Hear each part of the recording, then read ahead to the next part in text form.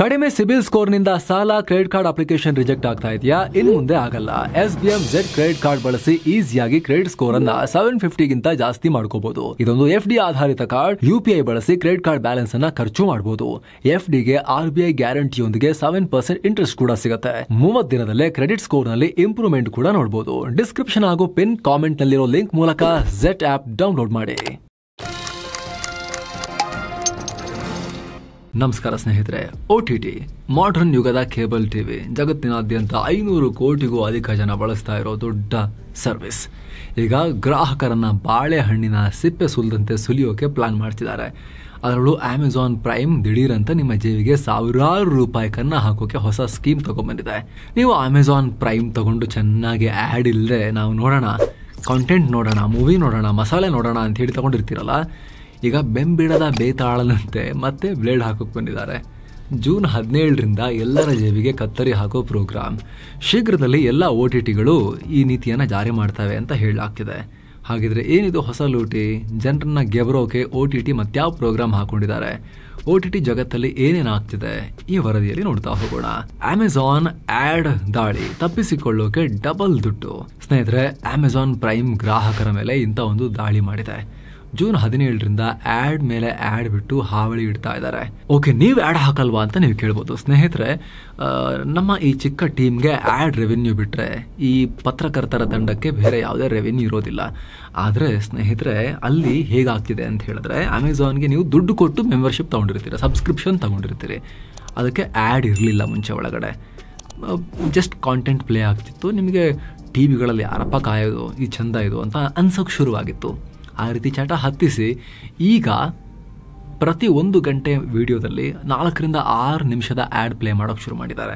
ಸಾವಿರಾರು ರೂಪಾಯಿ ಕೊಟ್ಟು ಸಬ್ಸ್ಕ್ರಿಪ್ಷನ್ ತಗೊಂಡಿರ್ತೀರಿ. ಅಗೇನ್ ನಿಮಗೆ ಆ್ಯಡ್ ಫ್ರೀ ಕಾಂಟೆಂಟ್ನ ಅಭ್ಯಾಸ ಮಾಡಿಸಿ ಈಗ ಆ್ಯಡ್ ಹೆವಿ ಕಾಂಟೆಂಟ್ ಕೊಡೋಕೆ ಶುರು ಮಾಡಿದ್ದಾರೆ. ದುಡ್ಡು ಇಸ್ಕೊಳ್ತಾನೆ ಇದ್ದಾರೆ. ಈಗ ನೀವು ಅರೆ ಇದೇನಾಯ್ತು, ಸಬ್ಸ್ಕ್ರಿಪ್ಷನ್ ತಗೊಂಡಿದ್ದೆ, ದುಡ್ಡು ಕೊಟ್ಟು ನೋಡ್ತಿದ್ದೀನಿ, ಮತ್ತೆ ಆ್ಯಡ್ ಬರ್ತಾ ಇದೆಯಲ್ಲ ಇಷ್ಟೊಂದು ಅಂತ ನೀವೇನಾದರೂ ಅಲ್ಲಿ ಇಲ್ಲ ನನಗೆ ಆ್ಯಡ್ ಬೇಡ, ಏನೋ ಆಪ್ಷನ್ ಇದೆಯಾ ನೋಡೋಣ ಅಂತ ಹೋದರೆ ಇನ್ನು 600 ರೂಪಾಯಿ ಎಕ್ಸ್ಟ್ರಾ ಪ್ಯಾಕ್ ಖರೀದಿ ಮಾಡಿ ಅಂತ ಹೇಳ್ತಾ ಇದ್ದಾರೆ. 1499 ರೂಪಾಯಿನ ಪ್ರೈಮ್ ಸಬ್ಸ್ಕ್ರಿಪ್ಷನ್ ತಗೊಳ್ಳೋದಲ್ಲದೆ ಎಕ್ಸ್ಟ್ರಾ 699 ರೂಪಾಯಿ ಪೇ ಮಾಡಿ ವಾರ್ಷಿಕ ಆ್ಯಡ್ ಫ್ರೀ ಪ್ಯಾಕೇಜ್ ಖರೀದಿಸಿ ಅಂತ ಹೇಳ್ತಿದ್ದಾರೆ. ಇದರರ್ಥ ಯಾವುದೇ ಆ್ಯಡ್ ಅಡ್ಡಿ ಇಲ್ಲದೆ ನಿರಂತರವಾಗಿ ವಿಡಿಯೋ ನೋಡಬೇಕು ಅಂದರೆ ನೀವು ಈಗಿರೋ ಸಬ್ಸ್ಕ್ರಿಪ್ಷನ್ ಬಿಟ್ಟು ಮತ್ತೆ ಎಕ್ಸ್ಟ್ರಾ ಪೇ ಮಾಡಬೇಕು. 2200 ರೂಪಾಯಿಗೂ ಅಧಿಕ ಹಣವನ್ನು ಕಕ್ಕಬೇಕು. ಅಷ್ಟೇ ಅಲ್ಲ, ನೀವು ಈ ಆ್ಯಡ್ ಫ್ರೀ ಪ್ಯಾಕೇಜ್ ಪರ್ಚೇಸ್ ಮಾಡಿದ್ರೂ ಕೂಡ ಕೆಲವೊಂದು ಲೈವ್ TV ಸ್ಪೋರ್ಟ್ಸ್ ಈವೆಂಟ್ ವಿಡಿಯೋದಲ್ಲಿ ಆ್ಯಡ್ ಬರುತ್ತೆ. ಅದು ತಗೊಂಡ್ಮೇಲೂ ಕೂಡ ಆ್ಯಡ್ ಫ್ರೀ ಪ್ಯಾಕೇಜ್ ತಗೊಂಡ್ಮೇಲೂ ಕೂಡ ಅಗೇನ್ ಆ್ಯಡ್ ಬರುತ್ತೆ.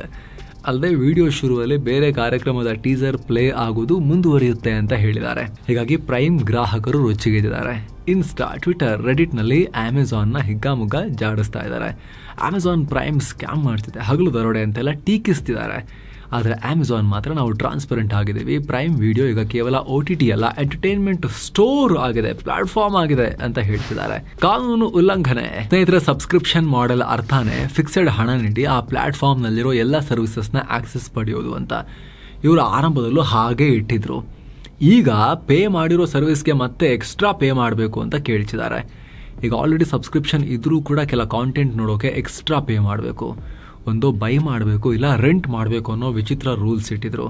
ಈಗ ಎಲ್ಲ ಕಾಂಟೆಂಟ್ನಲ್ಲೂ ಆ್ಯಡ್ ಹಾಕ್ತೀವಿ, ಆ್ಯಡ್ ಬೇಡ ಅಂದರೆ ಮತ್ತೆ ಇನ್ನೂ ಎಕ್ಸ್ಟ್ರಾ ದುಡ್ಡು ಕೊಡಿ ಅಂತ ಹೇಳ್ತಿರೋದು ಗ್ರಾಹಕರ ತಾಳ್ಮೆ ಪರೀಕ್ಷೆ ಮಾಡ್ತಿದೆ. ಇವ್ರು ಅಟ್ಲೀಸ್ಟ್ ರೂಲ್ಸ್ ಚೇಂಜ್ ಮಾಡೋದಕ್ಕೆ 1 ವರ್ಷನ 2 ವರ್ಷನ ಬಿಟ್ಟು ಮಾಡ್ತೀವಿ ಅಂತ ಇವಾಗಲೇ ಹೇಳಿ, ನೋಡಿ ನಾವು ಮುಂದಿನ ವರ್ಷ ಇಷ್ಟೊತ್ತಿಗೆ ಶುರು ಮಾಡ್ತೀವಿ. ಅದು ಹೊಸದಾಗಿ ಬರೋ ಗ್ರಾಹಕರು ಯಾರಾದರೂ ಕೂಡ ಇವಾಗ ಬರ್ತಿದ್ರು ಕೂಡ ಅವ್ರಿಗೆ ಅನ್ವಯ ಆಗುತ್ತೆ, ನೆಕ್ಸ್ಟ್ ಮಧ್ಯದಲ್ಲಿರೋರ್ಗೆ ಅನ್ವಯ, ಎಲ್ಲರಿಗೂ ಅನ್ವಯ ಆಗುತ್ತೆ. ನೆಕ್ಸ್ಟ್ ಇಯರ್ ಇಂಥ ಟೈಮಿಂದ ಶುರು ಮಾಡ್ತೀವಿ ಅಂತ ಹೇಳಿದರೆ ಬೇರೆ. ಇವ್ರು ಹಂಗೆ ಮಾಡಿಲ್ಲ, ಸಡನ್ ಆಗಿ ಜಾರಿಗೆ ತೊಗೊಂಬಂದಿದ್ದಾರೆ. ಆ್ಯಡ್ ಫ್ರೀ ಅಂತ ಹೇಳಿ ಯಾರು ತಗೊಂಡಿದ್ರು 1,000, 1,500 ಕೊಟ್ಟು ಯಾರೆಲ್ಲ ಆ್ಯನ್ಯುವಲ್ ಪ್ರೈಮ್ ಸಬ್ಸ್ಕ್ರಿಪ್ಷನ್ ತಗೊಂಡಿದ್ರು ಅವರಿಗೆ ಸಡನ್ ಆಗಿ ಈಗ ಆ್ಯಡ್ ತೋರ್ಸೋಕೆ ಶುರುನೇ ಮಾಡಿಬಿಟ್ಟಿದ್ದಾರೆ. ಹಾಗಾದ್ರೆ ನಾವು ಪೇ ಮಾಡಿದ್ದು ಯಾವುದಕ್ಕೆ?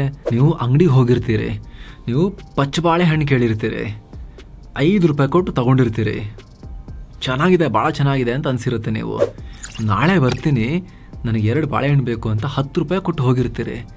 ನಾಳೆ ಬಂದಾಗ ನಿಮಗೆ ಬರೀ ಬಾಳೆಹಣ್ಣು ಸಿಪ್ಪೆ ಮಾತ್ರ ಕೊಟ್ಟರೆ, ಹಣ್ಣು ಬೇಕು ಅಂದರೆ ಇನ್ನೂ 10 ರೂಪಾಯಿ ಎಕ್ಸ್ಟ್ರಾ ಕೊಡಿ ಅಂತ ಹೇಳಿದ್ರೆ ಸಡನ್ನಾಗಿ ನಿನ್ನೆನೆ ಮತ್ತೆ ಯಾಕೆ ದುಡ್ಡು ಇಸ್ಕೊಂಡಿದ್ದು ಅಂತ ನೀವು ಕೇಳ್ತಿರಲ್ವಾ? ಅದೇ ರೀತಿ ಆಗ್ತಾ ಇದೆ ಈಗ. ಗ್ರಾಹಕ ವೇದಿಕೆಗಳು OTTಗೆ ರೆಗ್ಯುಲೇಷನ್ ಇಲ್ವಾ? ಒಂದು ಸಬ್ಸ್ಕ್ರಿಪ್ಷನ್ ಒಪ್ಪಂದದ ಮಧ್ಯದಲ್ಲಿ ಇದ್ದಕ್ಕಿದ್ದಂತೆ ಹೀಗೆ ಷರತ್ತುಗಳನ್ನು ಚೇಂಜ್ ಮಾಡಕ್ಕೆ ಹೇಗೆ ಸಾಧ್ಯ? OTT ಮಾಡ್ತಿರೋದು ಲೀಗಲ್ಲ ಅಂತ ಪ್ರಶ್ನೆ ಮಾಡ್ತಿದ್ದಾರೆ. ಸದ್ಯ OTT ಪ್ಲಾಟ್ಫಾರ್ಮ್ಗಳನ್ನು 2021 IT ಕಾಯ್ದೆ ಮೂಲಕ ರೆಗ್ಯುಲೇಟ್ ಮಾಡಲಾಗ್ತಿದೆ. ಆದರೆ ಇದರಲ್ಲಿ ಕಾಂಟೆಂಟ್ ಹೇಗಿರಬೇಕು, ಯಾವ ರೂಲ್ಸ್ನ ಫಾಲೋ ಮಾಡಬೇಕು ಅನ್ನೋ ವಿಚಾರ ಮಾತ್ರ ಇದೆ. OTTಗಳ ಪ್ರೈಸಿಂಗ್, ಬಿಸ್ನೆಸ್ ಮಾಡೆಲ್ ಬಗ್ಗೆ ಯಾವುದೇ ಉಲ್ಲೇಖ ಇಲ್ಲ. ಅಲ್ಲದೆ OTT ಸರ್ವಿಸಸ್ನ ಬ್ರಾಡ್ಕಾಸ್ಟರ್ಸ್ ಅಂತ ಕನ್ಸಿಡರ್ ಮಾಡಲ್ಲ, ಡಿಜಿಟಲ್ ಪಬ್ಲಿಷರ್ಸ್ ಅಂತ ಹೇಳ್ತಾರೆ. ಹೀಗಾಗಿ ಕೇಬಲ್ TV ಕಾಯ್ದೆ, ಟ್ರಾಯ್ ಟ್ಯಾರಿಫ್ ನಿಯಮಗಳು OTTಗೆ ಅನ್ವಯ ಆಗಲ್ಲ.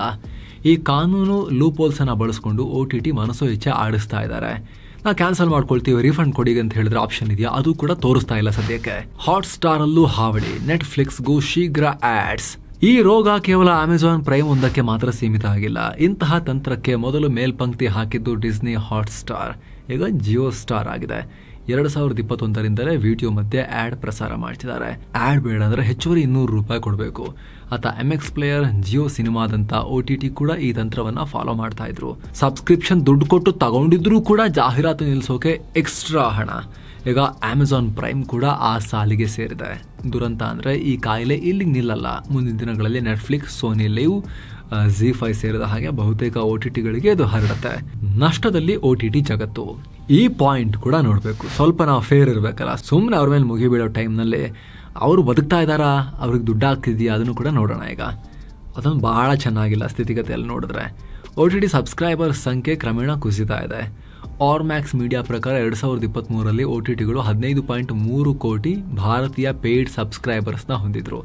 ಆದರೆ 2024ರ ಅಂತ್ಯಕ್ಕೆ ಈ ಸಂಖ್ಯೆ 15 ಕೋಟಿಗೆ ಡೌನ್ ಆಗಿದೆ.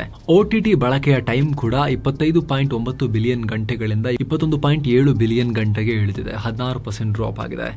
ಆಕ್ಟಿವ್ ಬಳಕೆದಾರರ ಸಂಖ್ಯೆ ಕೂಡ ಮುಂಚಿನಂತೆ ಡಬಲ್ ಅಂಕಿಗಳಲ್ಲಿ ಏರ್ತಿಲ್ಲ. ಹೇಗಿದ್ರೂ ಕಾಂಟೆಂಟ್ ಸೃಷ್ಟಿಗೆ ಆಗ್ತಿರೋ ಖರ್ಚು ಕಮ್ಮಿ ಆಗ್ತಿಲ್ಲ. ಕಳೆದೊಂದು ವರ್ಷದಲ್ಲಿ ಭಾರತದಲ್ಲಿ ತಮ್ಮ ಒರಿಜಿನಲ್ ವಿಡಿಯೋಗಳಿಗಾಗಿ OTTಗಳು ಬರೋಬ್ಬರಿ 7,000 ಕೋಟಿ ರೂಪಾಯಿ ಸುರಿದಿವೆ. ಸಾಲದು ಅಂತ ಪೈರಸಿ ಕಾಟ ಕೂಡ ಹೆಚ್ಚಾಗಿದೆ. ಒಂದು ಕಾಲದಲ್ಲಿ ಅಲ್ಲೋ ಇಲ್ಲೋ ಕಳಪೆ ದರ್ಜೆಯ ಪೈರೇಟೆಡ್ ವಿಡಿಯೋ ಸಿಗ್ತಾ ಇದ್ವು. ಆದರೆ OTTಲಿ ಒಂದು ಶೋ ಬರ್ತಿದ್ದ ಹಾಗೆ ಹೈ ಡೆಫಿನಿಷನ್ ಅಲ್ಲೇ ಪೈರೇಟೆಡ್ ವರ್ಷನ್ ಅನ್ನು ರಿಲೀಸ್ ಮಾಡ್ತಾ ಇದ್ದಾವೆ. ಆ್ಯಪ್ಗಳು, ವೆಬ್ಸೈಟ್ಗಳು ಪೈರಸಿದ್ದು ಹುಡ್ಕೊಂಡ್ಬಿಟ್ಟಿದ್ದಾವೆ. ಪರಿಣಾಮ ಪೇ ಮಾಡಿ ನೋಡೋರ ಸಂಖ್ಯೆ ಕಮ್ಮಿ ಆಗ್ತಾ ಇದೆ. ಒಂದು ಅಂಕಿಅಂಶದ ಪ್ರಕಾರ ಭಾರತದಲ್ಲಿ 20% OTT ಗ್ರಾಹಕರು ಮಾತ್ರ ಪೇ ಮಾಡಿ ವಿಡಿಯೋ ನೋಡ್ತಾರೆ. ಉಳಿದಂತೆ ಹೆಚ್ಚಿನವರು ಪೈರೇಟೆಡ್ ನೋಡ್ತಾರೆ, ಇಲ್ಲ ಅಂದ್ರೆ ಪಾಸ್ವರ್ಡ್ ಶೇರಿಂಗ್ ಆಗುತ್ತೆ. ಸೊ ಇದೆಲ್ಲ ಸೇರಿ OTTಗಳ ಆದಾಯಕ್ಕೆ ಪೆಟ್ಟು ಬಿದ್ದಿದೆ. ಹೀಗಾಗಿ OTTಗಳು ಇಂಥ ಅಡ್ಡದಾರಿಯನ್ನ ಹಿಡಿತಾ ಇದ್ದಾವೆ. Prime, light, ad free, movie rental ಅಂತ ಹೇಳಿ ನಾನಾ ರೀತಿಯಲ್ಲಿ ರೆವಿನ್ಯೂ ದಾರಿಯನ್ನ ಹುಡುಕೋಕೆ ಪ್ರಯತ್ನ ಪಡ್ತಿದ್ದಾರೆ. ಅಷ್ಟೇ ಅಲ್ಲ, ಸಬ್ಸ್ಕ್ರಿಪ್ಷನ್ನ ಕ್ಯಾನ್ಸಲ್ಲೇ ಮಾಡೋಕ್ಕಾಗಬಾರದು ಅಂತಹ ಕಳ್ಳತಂತ್ರಗಳನ್ನು ಕೂಡ ಹೆಣಿತಾ ಇದ್ದಾರೆ. ಇತ್ತೀಚಿನ ಒಂದು ಸರ್ವೆ ಪ್ರಕಾರ 50% ಭಾರತೀಯರು OTT ಸಬ್ಸ್ಕ್ರಿಪ್ಷನ್ ಕ್ಯಾನ್ಸಲ್ ಮಾಡೋಕೆ ಕಷ್ಟಪಡ್ತಾರೆ. ಕೂಡಲೇ ಸಿಗಲ್ಲ ಆಪ್ಷನ್ಸ್. 353 ಜಿಲ್ಲೆಯಲ್ಲಿ 95,000 ಜನರನ್ನ ಸರ್ವೆ ಮಾಡಿ ರಿಪೋರ್ಟ್ ಮಾಡಲಾಗಿತ್ತು. ಅದರಲ್ಲಿ ಅರ್ಧಕ್ಕರ್ಧ ಜನ ಲಾಗಿನ್ ಮಾಡೋ ಪ್ರಕ್ರಿಯೆನಷ್ಟೇ, ಕ್ಯಾನ್ಸಲ್ ಮಾಡೋ ಪ್ರಕ್ರಿಯೆ ಕೂಡ ಸುಲಭವಾಗಿರಬೇಕು, ಹಂಗಿಲ್ವೇ ಇಲ್ಲ ಅಂತ ಹೇಳಿದ್ದಾರೆ. ಒಂದು ಕ್ಯಾನ್ಸಲ್ ಬಟನ್ನೇ ಸಿಗಲ್ಲ, ಇಲ್ಲ ಎಲ್ಲ ದೂರದಲ್ಲಿ ಅವಿಸಿ ಇಟ್ಟಿರ್ತಾರೆ. ಕೆಲವರು ಆ್ಯಪ್ನಲ್ಲಿ OTP ಹಾಕಿ ದುಡ್ಡು ಕೊಟ್ಬಿಡಿ ಸಾಕು, UPI ಹೊಡಿರಿ ಸಾಕು ಅಂತ ಹೇಳ್ತಾರೆ ಸಬ್ಸ್ಕ್ರಿಪ್ಷನ್ ತಗೊಳಕ್ಕೆ. ಆಟೋ ಪೇ ಆಕ್ಟಿವೇಟ್ ಮಾಡ್ಕೊಂಡ್ಬಿಡ್ತಾರೆ. ಅದಾದ್ಮೇಲೆ ಕ್ಯಾನ್ಸಲ್ ಮಾಡೋಕ್ಕೆ ಆ್ಯಪ್ನಲ್ಲಿ ಆಗಲ್ಲ, ನೀವು ವೆಬ್ಸೈಟಿಗೆ ಲಾಗಿನ್ ಆಗಿ ಅಂತ ಹೇಳ್ತಾರೆ. ನೀವು ಬ್ರೌಸರಲ್ಲಿ ವೆಬ್ಸೈಟಿಗೆ ಲಾಗಿನ್ ಆಗಿ ಹುಡುಕಬೇಕು, ಇಲ್ಲ ಲ್ಯಾಪ್ಟಾಪ್ ಓಪನ್ ಮಾಡ್ಕೊಂಡು ಹುಡುಕಬೇಕು. ಆ ರೀತಿ ಮಾಡ್ತಾರೆ. ಈ ರೀತಿ ಎಲ್ಲ ಟ್ರಿಕ್ಸ್ ಯೂಸ್ ಮಾಡ್ತಾರೆ. ಈ ಟ್ರಿಕ್ಸ್ ಅಂತೂ ಬರೀ OTT ಅಲ್ಲ, ಎಲ್ಲರೂ ಇದನ್ನೇ ಯೂಸ್ ಮಾಡ್ತಾರೆ. OTTಯಲ್ಲೂ ಕೂಡ ಇದು ಜೋರೇ ಇದೆ ಕೆಲವೊಂದಷ್ಟು OTTಗಳಲ್ಲಿ. ಈಗ ಈ ಹೊಸ ವಿಚಾರ, ಸಬ್ಸ್ಕ್ರಿಪ್ಷನ್ ತಗೊಂಡ್ರೆ ನಿಮಗೆಲ್ಲ ಕಾಂಟೆಂಟ್ ಬರುತ್ತೆ ಅಂತ ಹೇಳಿ ವಿದೌಟ್ ಆ್ಯಡ್ ಅಭ್ಯಾಸ ಮಾಡಿಸಿ, ಓಕೆ ನಮ್ಮ ಮೈಂಡಲ್ಲಿ ಏನು, ಓಕೆ 1,000 1,500 ನಾವು ಕೊಟ್ಟರೆ ನಮಗೆ ಇಂತಿಷ್ಟು ಟೈಮು ಆ್ಯಡ್ ಇಲ್ಲದೆ ನಾವು ಆರಾಮಾಗಿ ಮೂವಿ ಕಾಂಟೆಂಟ್ ನೋಡಬಹುದು ಅಂತ ಇರುತ್ತಲ್ವ. ಸಡನ್ ಆಗಿ ಟರ್ಮ್ಸ್ ಆ್ಯಂಡ್ ಕಂಡೀಷನ್ನ ಚೇಂಜ್ ಮಾಡಿ ಆ ಸಬ್ಸ್ಕ್ರಿಪ್ಷನ್ ಅವಧಿಯಲ್ಲೇ ನೀವು ಆ್ಯಡ್ ತೊಗೊಂಬಂದು, ಈಗ ಆ್ಯಡ್ ಬೇಡ ಅಂದರೆ ಎಕ್ಸ್ಟ್ರಾ $600 ಪೇ ಮಾಡಿ, ಆಲ್ರೆಡಿ ಸಬ್ಸ್ಕ್ರಿಪ್ಷನ್ ದುಡ್ಡು ಕೊಟ್ಟು ಮತ್ತೆ ಎಕ್ಸ್ಟ್ರಾ ಪೇ ಮಾಡಿ ಇನ್ನು 50% ಎಲ್ಲ ಅಂತ ಕೇಳೋ ಟೈಮ್ನಲ್ಲಿ ಅದು ಸರಿನಾ ಅನ್ನೋದಕ್ಕೆ ಚರ್ಚೆ ಶುರುವಾಗಿರೋದು. ಇದಕ್ಕೆ ಸಂಬಂಧಪಟ್ಟಂತೆ ನಿಮ್ಮ ಒಪಿನಿಯನ್ ಏನು ಕಾಮೆಂಟ್ ಮಾಡಿ ತಿಳಿಸಿ. ಮತ್ತೆ ಭೇಟಿ ಆಗ್ತಿರೋಣ. ನಮಸ್ತೆ.